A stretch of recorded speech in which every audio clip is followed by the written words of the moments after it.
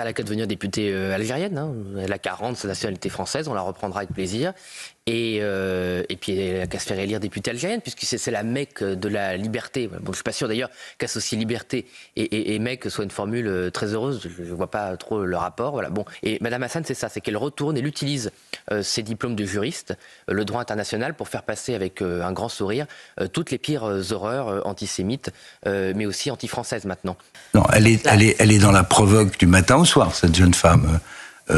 Moi, je suis horrifié de voir qu'elle représente la France au Parlement européen avec un maillot marqué Palestine. Il faut choisir.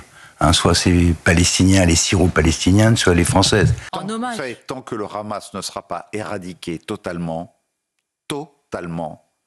il ne pourra pas y avoir de discussion de paix possible. Mais comparer un génocide perpétré par un mouvement terroriste islamiste à l'égard de ces familles israéliennes, qui est un acte qui plus est antisémite, à un acte de guerre et qui est naturel parce qu'il y a un moment où Israël est obligé de se protéger, de se défendre, eh bien, voilà, longtemps que je dis que cette personne n'est plus digne d'exercer un mandat public et devrait même être poursuivie pour apologie du terrorisme. C'est la justice de décider. Bien sûr, c'est une décision politique. Vous savez, moi, j'aimerais qu'on ferme l'Arcom plutôt que fermer C8. D'ailleurs, nous défendrons un texte dans ce sens à l'Assemblée nationale, parce que ça fait partie de ces institutions politisées qui ne servent à rien sauf être des courroies de transmission de volonté politique. Cette décision, elle est scandaleuse.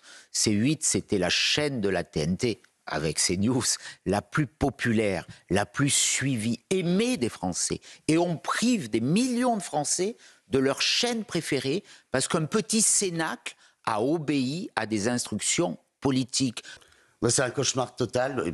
Et puis, vraiment, je peux vous dire que dans tous les gens qui travaillent avec moi sur cette antenne, ils sont d'abord très attachés à la chaîne. Il y a beaucoup de visages. C'est une chaîne qui est très incarnée. Donc, il y avait des relations entre nous tous qui étaient quasi fusionnelles. C'est un métier de passion, vous le savez. Et il y a une énorme tristesse. Et là, c'est un peu la dernière ligne droite avec un sentiment de deuil presque. L'injustice, en tout cas. Je pense qu'on va passer une très mauvaise fin de semaine. C'est évidemment une décision politique, c'est une honte. L'Arcom est un peu, fait un peu ce que le pouvoir lui dit, d'une manière ou d'une autre. C'est le faux-nez de... Oui, bien sûr, et Emmanuel Macron, évidemment, est derrière tout ça.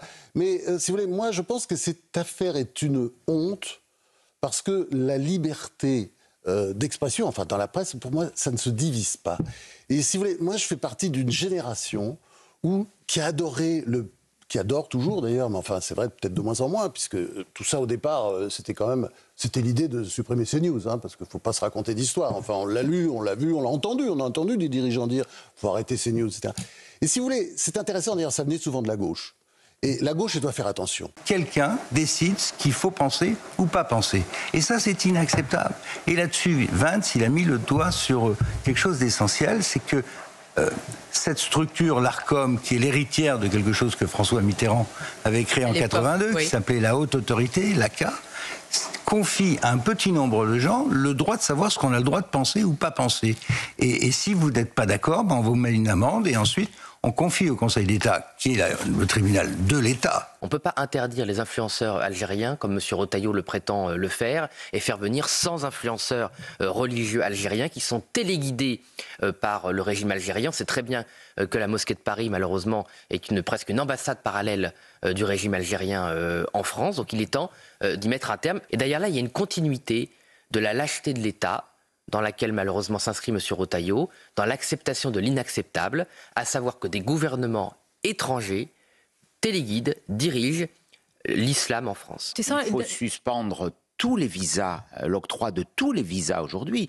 Nous avons donné l'année dernière, en 2024, 250 000 visas aux Algériens, alors qu'ils n'ont repris sur les OQTF, quasiment 35 000 OQTF concernant des Algériens, ils n'en ont repris que 2 000. J'entends, mais... Ça veut dire que c'est un taux Mais extraordinairement vous voulez un faible. bras de fer ou une rupture faut- définitive avec l'Algérie? Il faut imposer aujourd'hui la volonté française. Il ne J'entends. faut plus se laisser marcher dessus par cet État et donc il faut répliquer.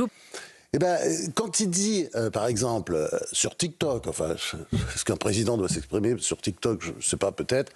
Mais quand il dit, je vais dire à Donald, etc., oui, si tu fais ça, non, c'est pas toi, Donald, il faut pas que tu fasses ça. Il peut pas. Il infantilise trop souvent les Français. Franchement, là, quand j'ai vu ça, j'avais honte d'être français. Vous avez honte d'être Oui, français? bien sûr, parce que on parle pas comme ça, c'est idiot. On prend les Français pour des imbéciles, ça se passera pas comme ça. C'est-à-dire?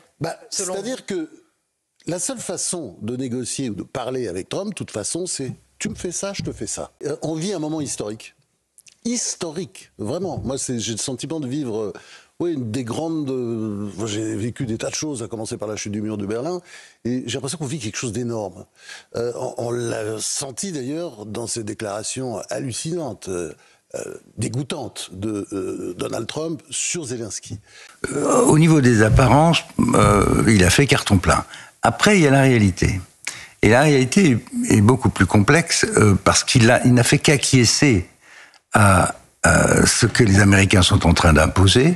Les méchants diront que c'est de la génuflexion. En fait, il ne fait que ratifier ce que Trump a décidé. Mais dans cette histoire, le paradoxe, c'est que les Américains sont les grands gagnants. Parce que... Sur quel plan, dites-nous, Pierre Lelouch? Ils ont vendu des dizaines de milliards de dollars d'armes. Ils ont remplacé le gaz russe qu'on n'achète plus. Ils nous vendent du gaz liquéfié américain 4 fois plus cher. D'accord ?